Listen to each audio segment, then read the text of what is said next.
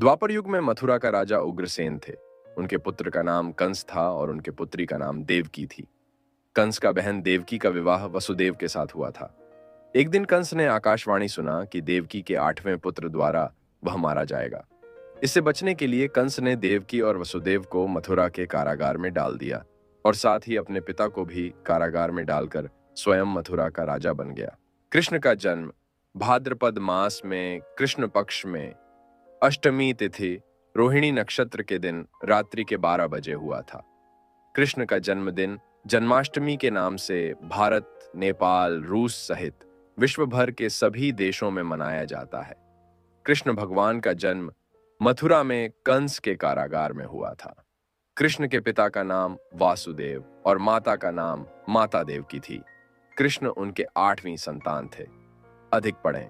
भगवान कृष्ण किस वंश के थे? जब भगवान कृष्ण का जन्म हुआ तब कारागृह के द्वार स्वतः ही खुल गए और सभी सिपाही निंद्रा में थे। वासुदेव के हाथों में लगी बेड़ियां भी खुल गई। तब वासुदेव अपने पुत्र को लेकर कारागृह से निकल पड़े। गोकुल के निवासी नंद की पत्नी यशोदा को भी संतान का जन्म होने वाला था। वासुदेव अपने पुत्र को यशोदा के पास रखकर उनकी संतान को लेकर मथुरा चले आए। कृष्ण भगवान का जन्म कंस अपनी बहन देवकी के सभी बच्चों को मारने की व्यवस्था करता है। जब कंस इस नवजात शिशु को मारने का प्रयास कर रहा था, तब शिशु बालिका हिंदू देवी दुर्गा के रूप में प्रकट होती है तथा उसे चेतावनी देते हुए कि उनकी मृत्यु उसके राज्य में आ गई है। कृष्ण की बचपन की कहानी। कृष्ण भगवान की एक बहन और एक भाई थे। कृष्ण भगवान भाई का नाम बलराम और बहन का नाम सुभद्रा थी। अपने जन्म के कुछ समय बाद ही कंस द्वारा भेजी गई राक्षसी पूतना का वध किया। उसके बाद शकटासुर, तृणावर्त आदि राक्षस का वध किया। बाद में गोकुल छोड़कर नंद गांव आ गए। वहां पर भी उन्होंने कई लीलाएं की, जिसमें गोचारण लीला, गोवर्धन लीला, रास लीला आदि मुख्य है। भगवान कृष्ण ने स्नान करती गोपियों के कपड़े चुराकर उन्हें एक सिख दिया था। राधा व कृष्ण का प्रेम। भगवान कृष्ण ज्यादातर समय अपने प्रिय सखी राधा के साथ बिताना पसंद करता था। उनके साथ खेला कूदा, रास रचाए। इतना ही नहीं, कृष्ण ने सबसे ज्यादा बंसी राधा के कहने पर बजाई। राधा कृष्ण का प्रेम ऐसा था जिसकी आज भी मिसाल दी जाती है। लेकिन कृष्ण ने राधा से शादी नहीं की। राधा व कृष्ण का प्रेम, राधा व कृष्ण के वियोग, एक दूसरे से बहुत प्यार करने के बाद भी दोनों की मिलान नहीं हो पाया। राधा व कृष्ण के वियोग के समय राधा की आयु 12 वर्ष एवं कृष्ण की आयु 8 वर्ष थी। राधा कृष्ण का प्रेम में कोई शारीरिक आकर्षण नहीं बल्कि आध्यात्मिक था। राधा और कृष्ण जब आखिरी बार मिले थे तो राधा ने कृष्ण से कहा था कि भले ही वो उनसे दूर जा रहे हैं, लेकिन मन से कृष्ण हमेशा उनके साथ ही रहेंगे। श्री कृष्ण ने किया मामा कंस का वध। कृष्ण ने वृंदावन में सभी से विदा लिया और अक्रूर जी श्री कृष्ण व बलराम को मथुरा लेकर आए, जहां कंस ने कृष्ण के प्राणांत की योजना बना रखी थी। श्री कृष्ण ने इसी समय मामा कंस का वध किया और मथुरा वासियों को उसके आतंक से मुक्त करा दिया। श्री कृष्ण ने अपने नाना उग्रसेन को मथुरा का राजा बनाया और अपने माता पिता से मिले। श्री कृष्ण ने किया मामा कंस का वध। श्री कृष्ण ने द्वारका स्थापित की। एक समय आया जब भगवान कृष्ण मथुरा छोड़कर द्वारका में एक नया नगर बसाया। श्री कृष्ण की इस नगरी का नाम द्वारका था। अनेक द्वारों का शहर होने के कारण इस नगर का नाम द्वारका पड़ा। श्री कृष्ण का विवाह श्री कृष्ण के पहली पत्नी देवी रुक्मिणी थी। रुक्मिणी अपनी बुद्धिमता, सौंदर्य और न्यायप्रिय व्यवहार के लिए प्रसिद्ध थीं। रुक्मिणी जी का पूरा बचपन श्री कृष्ण की साहस और वीरता की कहानियां सुनते हुए बीता था। देवी रुक्मिणी को कृष्ण से प्रेम हो गया था। देवी रुक्मिणी विदर्भ के राजा भीष्मक की पुत्री थी। रुक्मिणी जी का भाई का नाम रुक्मी था और वो अपनी बहन का विवाह शिशुपाल से करना चाहता था। रुक्मिणी ने प्रेम पत्र लिखकर ब्राह्मण कन्या सुनंदा के हाथ श्री कृष्ण के पास भेज दिया। जब उन्हें रुक्मिणी का प्रेम पत्र मिला तो प्रेम पत्र पढ़कर कृष्ण को समझ आया कि रुक्मिणी जी संकट में हैं। तब कृष्ण ने रुक्मिणी जी का अपहरण करके विवाह किया था। इसके बाद भगवान श्री कृष्ण ने सत्यभामा, जामवंती, कालिंदी, मित्रवृंदा, नागनजिती भद्रा और लक्ष्मणा से शादी किया था। ऐसा कहा जाता है श्री कृष्ण की रानियों की संख्या 16,000 से अधिक थी। कृष्ण सुदामा की मित्रता। भगवान कृष्ण के मित्र और सहपाठी सुदामा गरीब ब्राह्मण परिवार से थे। अपने बच्चों का पेट भरना भी उनके लिए मुश्किल हो गया था। एक दिन सुदामा की पत्नी ने कहा कि हम भले ही भूखे रहें, लेकिन बच्चों का पेट तो भरना चाहिए ना।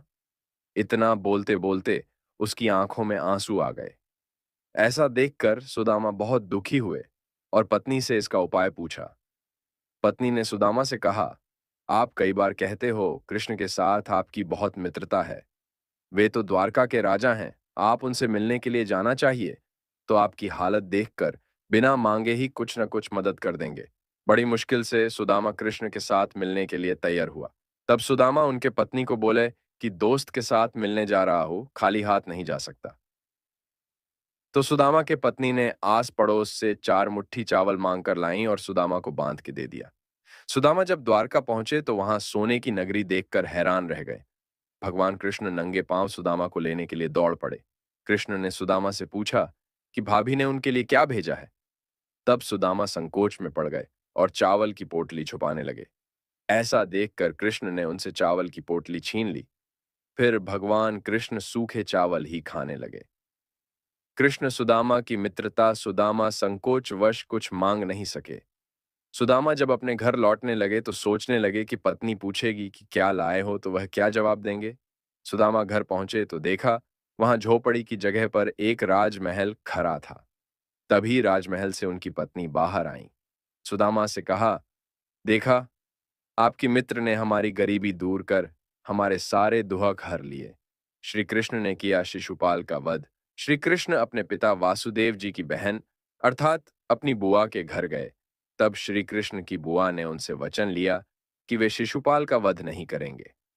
अपनी बुआ को भी दुखी नहीं करना चाहते थे, अतः उन्होंने वचन दिया कि वे शिशुपाल की 100 गलतियां क्षमा कर देंगे, परंतु 101वीं भूल पर वे उसे अवश्य दंडित करेंगे। महाभारत काल में राजकुमार युधिष्ठिर के युवा राज्याभिषेक के समय शिशुपाल श्री कृष्ण को अपशब्द कहे जा रहा था, लेकिन अपनी बुआ को दिए वचन के लिए कृष्ण चुप थे।